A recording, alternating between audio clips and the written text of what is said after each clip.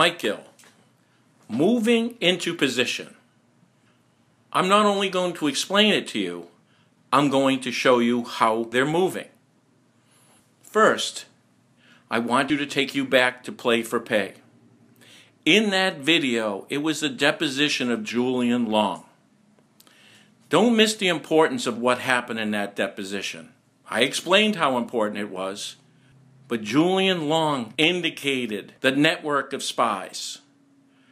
And since then, all those pieces are moving. I'm going to take you through one at a time. But just know this. If what I'm saying is true, and I'm telling you it is, their movement supports everything that I'm saying. Now let's step through it one at a time and discuss each person that was mentioned in that deposition briefly. But let me tell you what it could have gotten us. Attorney Amy Miller, going through that deposition with Julian, where he lied multiple times how long he knew Miller for and what Miller was having him do. This is the same woman we failed to serve 16 times. And the reason for that is she is acting criminally. And from that discovery, the rest of these pieces had to fall. I believe that Amy Miller is a spy directly working for the insurers, which I believe is Liberty Mutual, as was Chris Driscoll. I also want you to pay attention to my deposition with Attorney Curley, when he singled out Miller and Ted Little to try not to make any connections, and now she can't be served. Don't miss the importance of this. Before we broke, you actually said that Mr. Little and myself... Well, I said Morris Mahoney. I straightened it out and said Okay, Morris so- Mahoney. Yes, I did. All right. You can go back. Are you check aware the of record. any contact whatsoever that Mr. Little has had with me? I said Morris Mahoney. Can you answer my question? I told you, I just did. That's my No. answer. My question is, are you aware of any contact between myself and Mr. Little? I said Morris Mahoney. But now, if you're asking me, do I believe you have knowledge of these things? Yes, I do. Not what I asked you, sir. Well, that's what I'm telling you, Are sir. you refusing to answer my question? Your question is, does Mr. Little said your name directly? I don't recall. Are you aware of any contact between myself and Mr. Little? I don't recall. Are you aware of any contact between Mr. Little and any other lawyer in this case? I believe Mr. Little is the writer of those text messages saying that the case is being controlled. And when he brings out the fact that I'm filing a lawsuit on Wednesday, and he's right to the date. And when Miss Miller, who he suggests that is a spy, in a written request for her speaking to you, the defendants of Morris Mahoney, the lawyers, and Peabody Arnold, that Miss Miller, in fact, was a spy. Now, Miss Miller, with two witnesses, you can smile all you want, but it's also the evidence that goes to the FBI, that an affidavit that she stated that if I told you what I spoke to with defending counsels, it would incriminate me. Are you aware of any... Now, that's a real fact. That's a dream, Mr. Gill. No. Are you aware... Are you suggesting that I don't have that? Let me ask a question, Are you suggesting... Sir, I'm going to ask a question. We're going to proceed or we're going to go to court. We can do whatever you want. Listen. Sir, this is my question. No, I'm This is my... No, you're not giving me anything, sir. Then I object. I object. Then you're not allowing me to answer the question. You haven't answered the question today, You're not allowing me to answer the question. Mr. Gill, are you aware of any contact whatsoever between Amy Miller and myself? I'm aware that she said in an in front of two witnesses that she said that the lawyers that defending Morris Mahoney and Peabody and Arnold, if she was to say what she has talked to you about, it would incriminate her. So I am standing on that exact statement. And that's the sole basis for your... I'm not saying sole. That's what you're getting. All right. Are you aware of anything other than that? of any supposed contact between Ms. Miller and myself? That's the reference she gave directly. Okay. Are you a defendant of Morris Mahoney? That's the sole basis for your statement. Are you a defendant of Morris Sir, Mahoney? I'm not here to answer your questions. Well, this is your deposition. You're here to answer the questions. Good. I just gave you my answer. So, yes, I believe you're involved. Yes, I believe that you are a defense attorney for Morris Mahoney. What she implied was the conversation she's had with the defense attorney of these cases would incriminate her. So, would it incriminate you? Okay, let's move to Friedman, who just got a summary judgment. Case dismissed after 1 year of hearing nothing. Do you know why? Friedman could have given you the banking department. He could have given you the criminality of FRM. That's why he couldn't be deposed. And that's why he got a release. You remember it was Friedman who said to go to the FBI. Remember on the deposition, he called it the worst corruption that he's seen in 30 years. And he's referring to the State Banking Commission and its officials. This is why he had to be dismissed. Are you aware that the federal judge has immunity?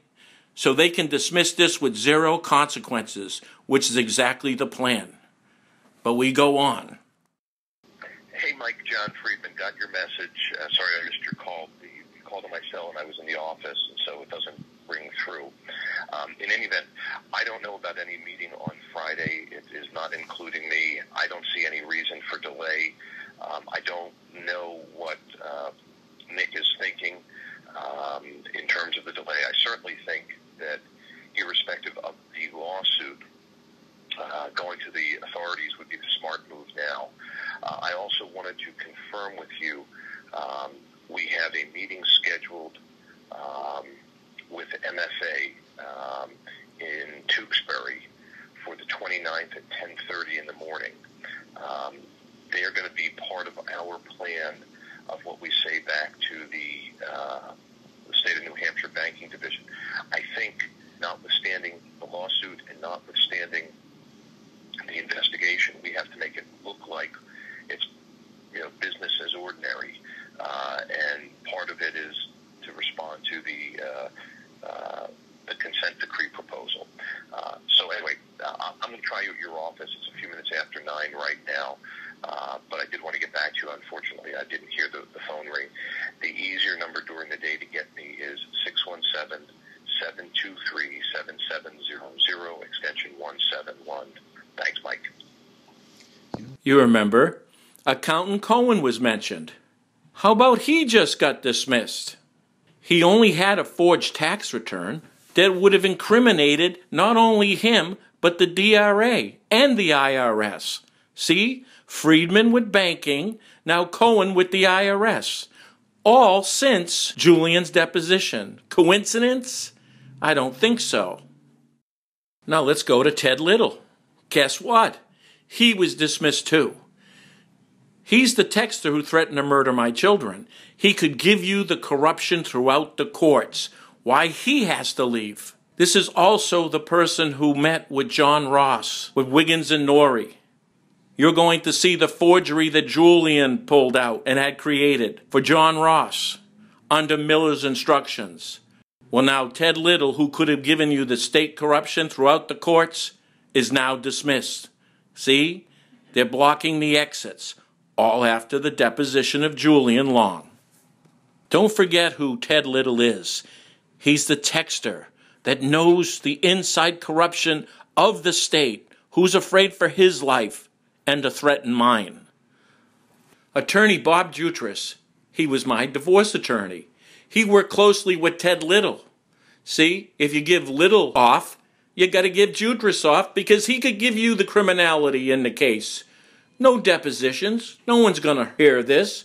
We're just going to have a judge commit malpractice. Now I want you to read again Marisha Pursuto's notes that she gave to Morris Mahoney of all the crimination. She's now married to Bob Jutras. That's right. She's married to Bob Jutras. They equally know of the corruption. They put it in writing, and they're asking for a summary judgment. How's that for corruption? See, we were talking about the corruptions in the court. Richard Head, Assistant Attorney General. You remember, the dickhead who gave me the notes that explained the Ponzi scheme, that he should have stopped. Now, he put in for a summary judgment after Julian's deposition. But you know what? I want you to watch a radio show on Grok Talk. We'll attach it, where I meet George Lambert, former state senator who was in on this plan with Richard Head to cover up the Ponzi scheme and put me to sleep at the same time. I want you to notice that Richard Head's summary judgment, shortly after that he disqualified himself. And shortly after that, FRM hearing was canceled by Chairman Hunt with no news of having the hearing again. Why? Because we caught him cold. And that's why Head's position has had to change. We've attached Richard Head's notes with banking attorney Donna Soucy. You get to read the incrimination yourself. One deposition, and look what's happened. They don't want to have any more depositions. Linda asked me to pay for all her expenses to come up here, to sue me. I agreed to. So you know what? They're not going to have any more depositions. Either is Attorney Barrington. Barrington's still working for them. You know why? Because his job's not done. Now Linda's putting in for, guess what? A summary judgment. They can't have this happen again. And what's the bet she wins? So Linda thinks her case is strong enough to get a summary judgment. See? Closing all the doors. Now I want you not to forget, as you look at the Morrison dismissal, these were attorneys that were working for the insurers and got caught. No doubt about that. They had conflict of interests. They had them from the beginning. They were trying to contain this lawsuit and cover it up. And Judge Sobel, 84 years old, with immunity. You see, what's the penalties? Oh, I'm sorry. She's got immunity and she's got about 3-4 weeks to live. How's that? How's that for a cover-up? Just going to prep you for 1 minute. I would like to set this video up. I'm going into family court. That's right. I'm not letting them off the hook. What you're going to see is them quite literally trying to find out if I'm dying or not. You may find that hard to believe, but you watch. I want you to remember when you're watching this that we were in for an appeal. There was no reason to have a hearing. But why did we have one?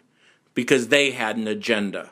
And when I tell you the agenda was about my health, you tell me if you hear it differently. Secondly, what you have now is Judge Francois.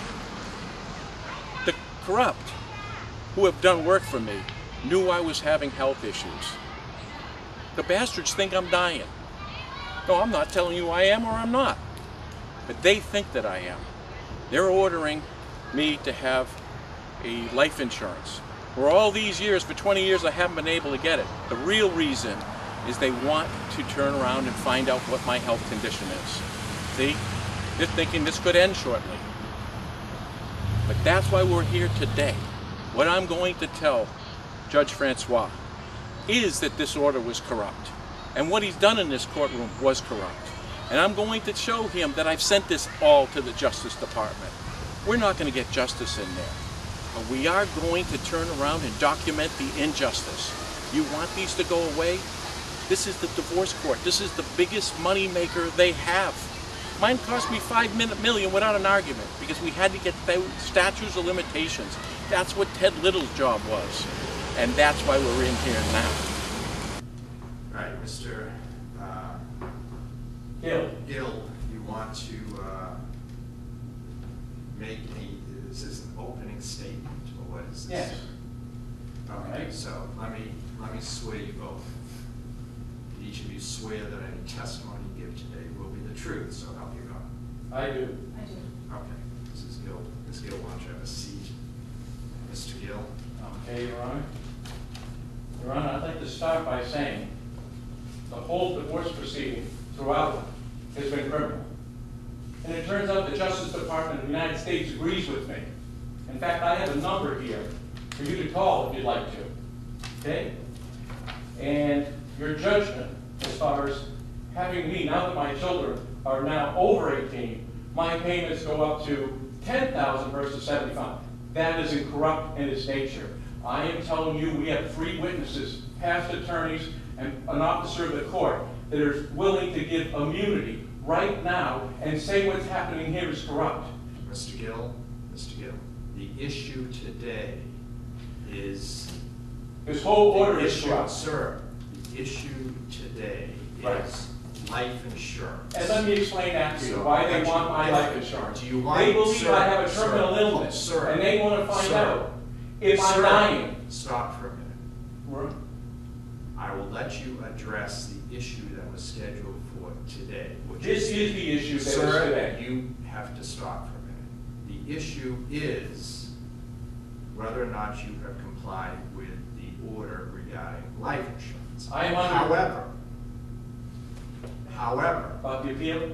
the appeal is pending. So Got do you want to argue that today, even though the appeal No, is I'm pending? uncovering the injustice that's happening here, Sir, and the fact sir, do you want to argue the issue of I just argued life the issue. The insurance? whole thing was Sir, fraud. Sir, do you want to argue the issue of life insurance today, even though your appeal is still pending according to you?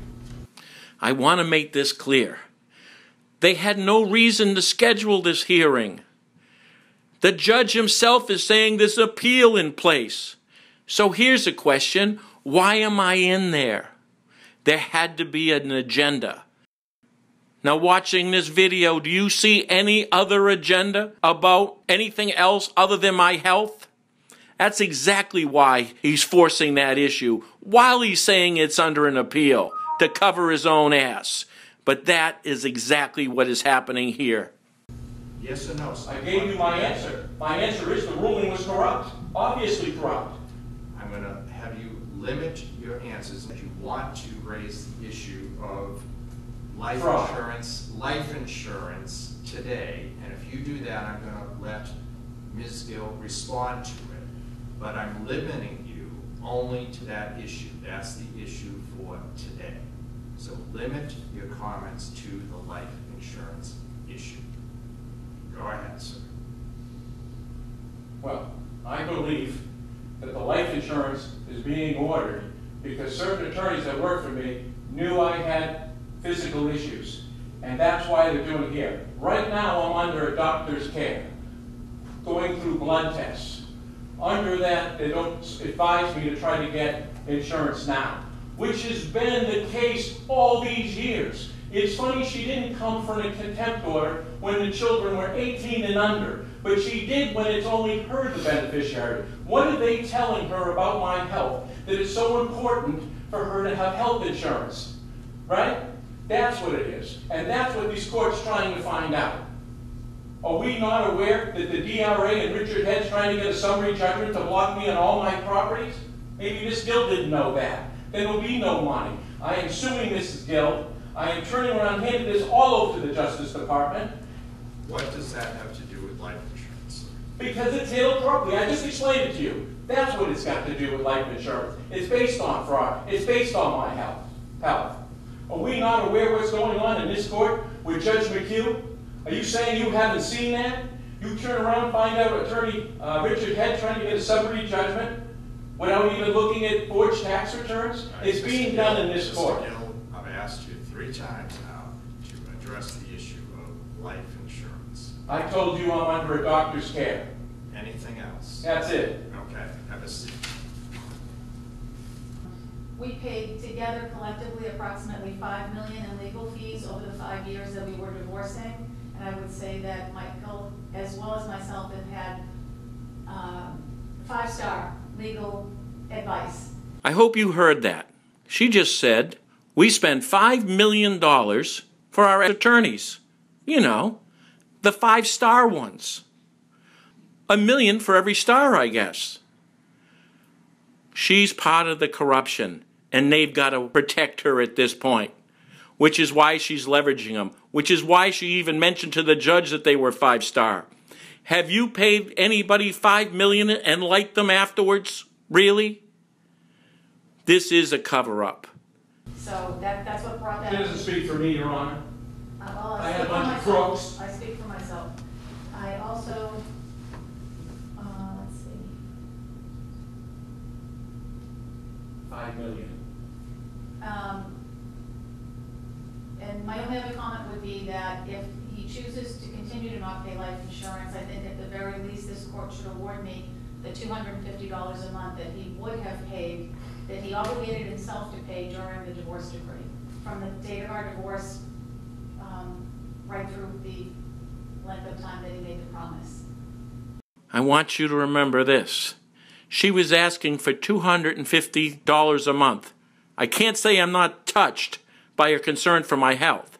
But with that said, do you know how long it would take to get that $5 million back at $250 a month?